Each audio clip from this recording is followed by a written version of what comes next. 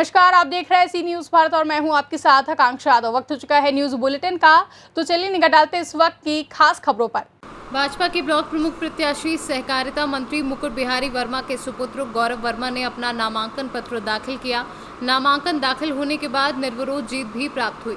भाजपा के कर्मठ प्रत्याशी व जुझारू ईमानदार संघर्षशील के नेता गौरव वर्मा के ऊपर भारतीय जनता पार्टी ने अपना विश्वास किया था, उन्होंने उसको करके भी दिखाया है। बहराइच से सीनू संवाददाता राम सूरत यादव की रिपोर्ट। बैतूल में आदिवासी समाज में ऐसी मान्यता है कि जब भी कोई कार्य किया जाता है तो वे अपने इष्ट देव को प्रसन्न करने के लिए मुर्गे से लेकर बकरों तक की बलि देते हैं। जिला मुख्यालय पर एक पढ़े लिखे आदिवासी चिकित्सक के सपनों के महल के निर्माण के लिए राजस्थान से बुलाए गए ट्रक मालवर ने आखिर रैन बसेरा में रहने वाले ग्राम रौंधा में आदिवासी की बलि ले ली। अक्सर देखने को मिलता है कि पशुओं की बलि देते समय उसकी गर्दन पर वार करके उसे धड़ से अलग कर दिया जाता है। बुधवार को नर की बलि चढ़ी। बैतूल जिले में प्रति सप्ताह बुधवार एवं रविवार को सदियों से अपनी मन्नत के पूरा होने पर लोग मुर्गे से लेकर बकरी को बलि देते चले आ रहे हैं। इस बुधवार की शाम लिंक रोड सदर बैतूल में एक आदिवासी चिकित्सक ने अपने ही समाज के एक दिहाड़ी मजदूर की अपने भव्य आलीशान सपनों के महल के निर्माण कार्य के लिए तथा कथित नर बलि दे दी। एक दर्दनाक घटनाक्रम में रौंदा गांव निवासी शंकर पिता दामू उम्र 40 वर्षीय की मौत हो गई।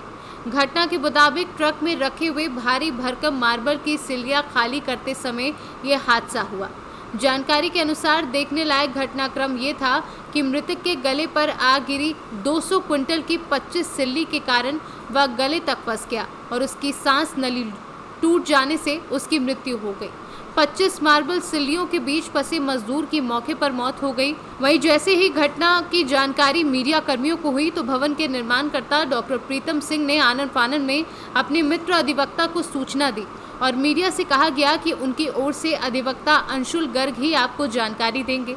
अंशुल गर्ग ने अनौपचारिक घटना की जानकारी देते बताया कि डॉक्टर प्रीतम सिंह कुमरे के सोनोग्राफी केंद्र के पास उनके बन रहे आशियाना के लिए ये स्वयं कार से अपने पक्षकार डॉक्टर प्रीतम सिंह के साथ उच्च कोटि का मार्बल खरीदने के लिए राजस्थान गए थे।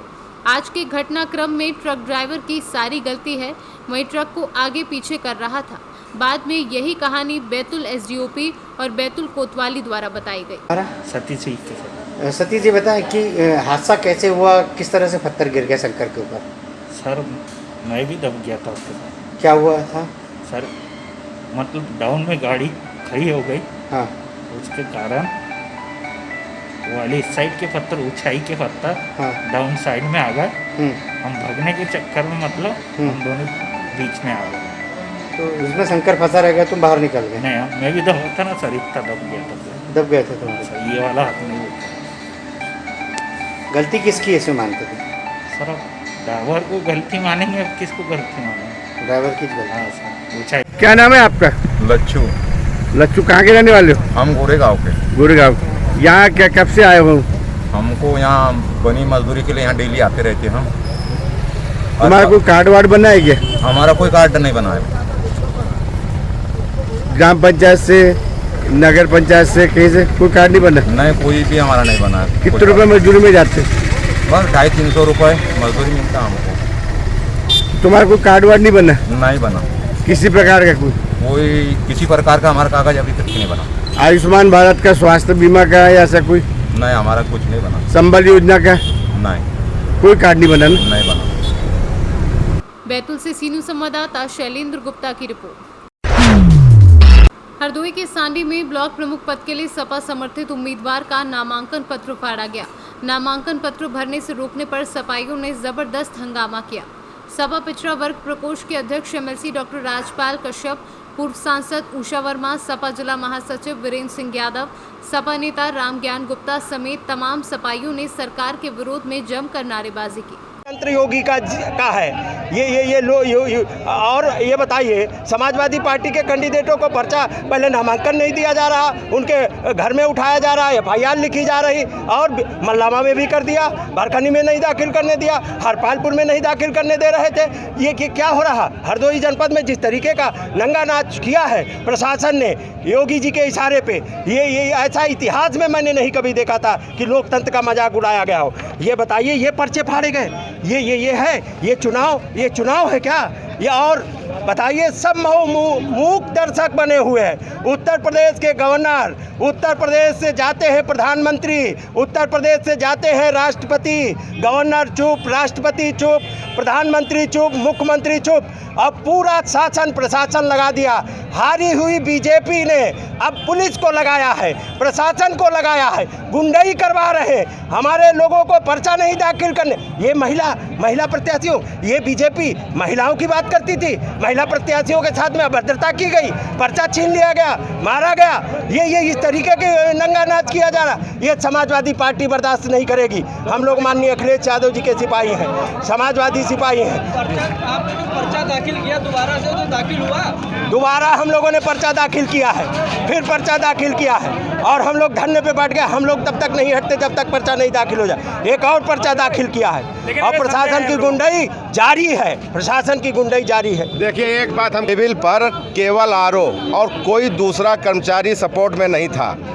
प्रस्तावक अनुमोदक को गेट पर झाड़े के बहाने रोका गया और प्रत्याशी से कहा कि आप पर्चा दाखिल करिए, प्रस्तावक अनुमोदक जब बुलाए जाएंगे। वो इसी बाहर गेट पर रह गए, वो अंदर चली गई, और वहाँ पर भाजपा का प्रत्याशी अंदर पैंट शर्ट में खड़ा। आरओ ने कहा कि मैं जान ही नहीं पाया कि ये प्रत्याशी है कि क्या नाम, ये कोई कर्मचारी है, और उसी को कह दिया कि ज़रा चेक कर लो। अब प्रत्याशी को चेक करने के लिए दिया तो उनने फाड़ के भाग गए, लेकिन हम लोगों ने दूसरा पर्चा दाखिल किया है पूरे सब कागज़ पत्तर के साथ में। और हमें अगर ये पर्चा, हालांकि उन्होंने स्वीकृत की सूची लगा दी है, हमारा पर्चा मान लिया गया और चुनाव होगा और जीत समाजवादी पार्टी की होगी। आपके द्वारा एक एप्लीकेशन इसके खिलाफ दी गई है? एप्लीकेशन दी गई है थाना अध्यक्ष सांडी के खिलाफ और भाजपा प्रत्याशी के खिलाफ कि उनकी मौजूदगी में सैकड़ों पुलिस वाले अंदर मौजूद थे और उसको अभी पकड़ा भी गया, लेकिन लोगों के सरकार के दबाव में उसको छोड़ दिया गया। हमारी ये मांग है और हम लोग थाने पर भी एप्लीकेशन देंगे कि उस पर लोकतंत्र के खिलाफ जो काम किया है, लोग निर्वाचन आयोग के संग जो बदतमीजी की, ARO के हाथ से पर्चा छीना जाए, इसके लिए कार्रवाई होनी चाहिए, मुकदमा लिखना चाहिए। हरदोई से सीनू संवाददाता आकाश की रिपोर्ट। सदर विधायक के पुत्र यशवीर सिंह राजपूत को बीजेपी ने ब्लॉक प्रमुख के पद पर अपना उम्मीदवार घोषित किया है। यशवीर सिंह अपने पिता और समर्थकों के साथ ब्लॉक परिसर में नामांकन करने पहुंचे। उन्होंने नामांकन दाखिल किया। कासगंज ब्लॉक में कुल 99 BTC सदस्य हैं जो अपने मत का प्रयोग करके अपना ब्लॉक प्रमुख चुनेंगे।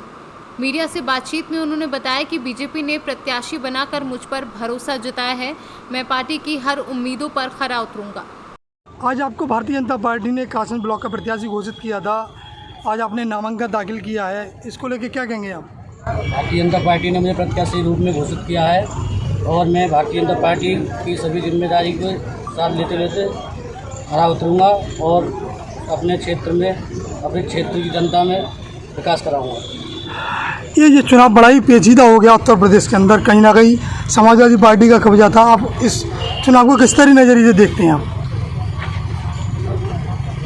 समाजवादी का कब्जा था, पूर्व में भी कई जगह समाजवादियों का कब्जा रहा है, पूर्व में दबंगों की बात रहे, तो इस चुनाव को किस तरह देखते हैं आप? ये राजनीति के कारण समाजवादी पार्टी कुछ कार्य सही न होने के कारण वो फेल हो चुकी है। कासगंज से सीनू संवाददाता मानपाल यादव की रिपोर्ट। उत्तर प्रदेश में हो रहे ब्लॉक प्रमुख चुनाव को लेकर आज नामांकन दाखिल किए गए, जिसमें जनपद कासगंज के सोरू ब्लॉक से सपा प्रत्याशी सीमा यादव ने आज अपने पति व समर्थकों सहित नामांकन दाखिल किया। सपा जिलाध्यक्ष एवं पूर्व सांसद देवेंद्र यादव ने सरकार पर दबंगई का आरोप लगाया है।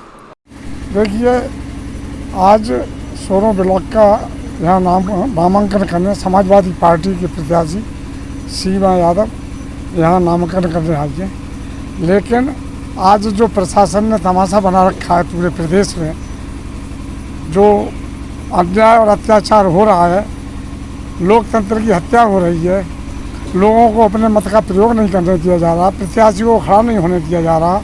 ये तानाशाही की सरकार है और ये तानाशाही ज़बरदस्ती लोगों को मतदान में भाग नहीं लेना देना चाहते। झूठे मुकदमा लिखा रहे हैं, घरों पर रेडें हो रही हैं, रात को लोगों को परेशान किया जा रहा है, वोटरों के माँ बापों को पकड़ पकड़ कर धमकाया जा रहा है। ऐसी हालतों में चुनाव कराए जा रहे हैं, लेकिन जनता मूक दर्शक नहीं है। जनता सब देख रही है और आने वाले 2022 के चुनाव में इनको सबक सिखा देगी और आने वाले दिनों में समाजवादी पार्टी की सरकार बनेगी और इस प्रदेश के मुखिया आदरणीय राष्ट्रीय अध्यक्ष अखिलेश यादव इस प्रदेश के मुख्यमंत्री बनेंगे। वो दिन दूर नहीं है जब इस प्रदेश को न्याय मिलेगा। यही उम्मीदें करते हैं आप लोगों से भी कि आप मीडिया के लोग हैं, यहाँ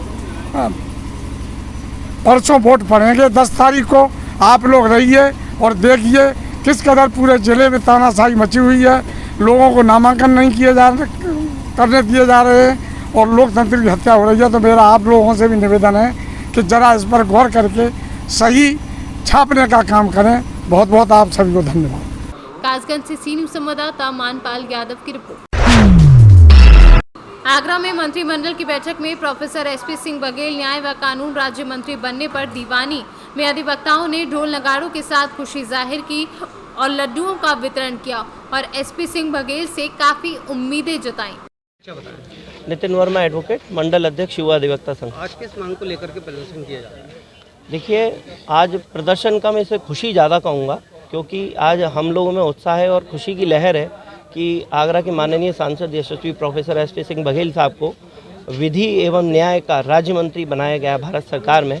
और जैसा कि आप सभी लोग मीडिया के साथी भी जानते हैं कि वर्षों से जस्टिस जसवंत सिंह आयोग की रिपोर्ट को लागू कराने के लिए आगरा के अधिवक्ता संघर्षरत हैं और हमारे आदरणीय हाईकोर्ट बेंच स्थापना संघर्ष समिति के स्वर्गीय संयोजक जो अब हमारे बीच में नहीं रहे, बड़े बड़े आंदोलन हम लोगों ने किए हैं इसके लिए।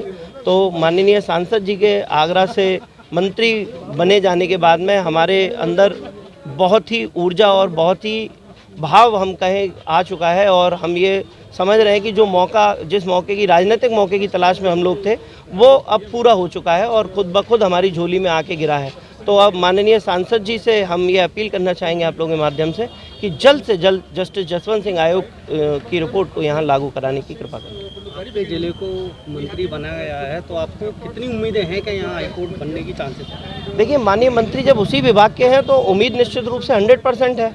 वो राज्य मंत्री हैं, राज्य मंत्री का अहम रोल होता है और उत्तर प्रदेश में भी मंत्री रहे हैं, यहीं से विधायक, यहीं से सांसद रहे हैं, तो सांसद है भी। तो निश्चित रूप से हमारे बहुत ही ज़्यादा उनसे अपेक्षाएं हैं और मैं तो चाहता हूं बेंच के साथ साथ अब तो एयरपोर्ट, रबर चेक डैम और जो भी आगरा की मूलभूत आवश्यकता है वो पूरी करें। अपना परिचय बताएं। मैं सुनील शर्मा, अधिवक्ता संघ का संरक्षक हूँ और आज हमारे जो एसपी सिंह बघेल साहब जो सांसद रहे हैं और आज कानून मंत्री हो गए हैं, विधि कानून मंत्री, उनसे हम यही उम्मीद चाहते हैं कि हाईकोर्ट बेंच की स्थापना के लिए अपना संघर्ष करें और हमको यहाँ पर आगरा में बेंच की स्थापना हो सके। आगरा से सीनियर संवाददाता विनय कुमार बघेल की रिपोर्ट। अमरोहा जनपद के नौगावा सादात कस्बे के मोहल्ला मेन बाजार के रहने वाले समाजवादी पार्टी के राष्ट्रीय सचिव एवं पूर्व दर्जा मंत्री मौलाना जावेद आबदी ने पत्रकारों से वार्ता की। ऐसा है कि जब भी चुनाव होते हैं तो जब चुनाव होते हैं जनता ये देखती है कि हम किसको वोट दे रहे हैं और किसको वोट नहीं दे रहे हैं। भारतीय जनता पार्टी की 5 साल की सरकार उत्तर प्रदेश की जनता ने देखी और उससे पहले 12 से 17 समाजवादी पार्टी की सरकार माननीय राष्ट्रीय अध्यक्ष श्री अखिलेश यादव जी की सरकार देखी। तो जाहिर है कि दोनों सरकारों को जनता को कंपेयर करना पड़ेगा और देखना पड़ेगा कि किसने क्या काम किया।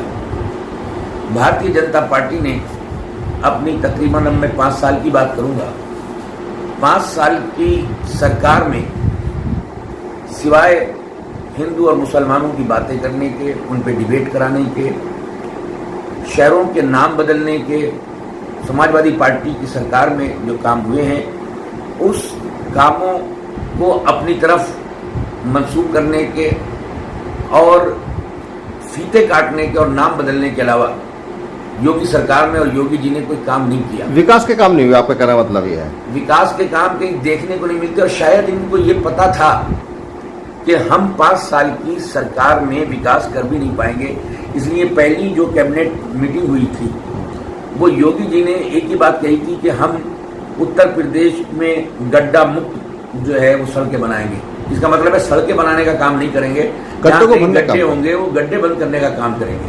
और वो आज भी सड़कों के जगह बजगह गड्ढे एक मर्तबा भारतीय जनता पार्टी की सरकार पे सवालिया निशान बने हुए। अच्छा, एक बात है कि अब 2022 में कैसा रहेगा समाजवादी पार्टी का प्रदर्शन? देखिए, जो जनता है, जनता एक कॉमन नाम है, उस जनता में मजदूर आते हैं, जवान आते हैं, किसान आते हैं, महिला आती है, यही वोट करती है, यही सरकार को उलटने का और पलटने का काम करती है। भारतीय जनता पार्टी की सरकार में, चाहे वो केंद्र की सरकार हो चाहे वो प्रदेश की सरकार हो, इन दोनों सरकारों में जनता ने ये देखा कि पैदल जनता को पैदल चलाया गया, हरियाणा से लेकर और बलिया तक।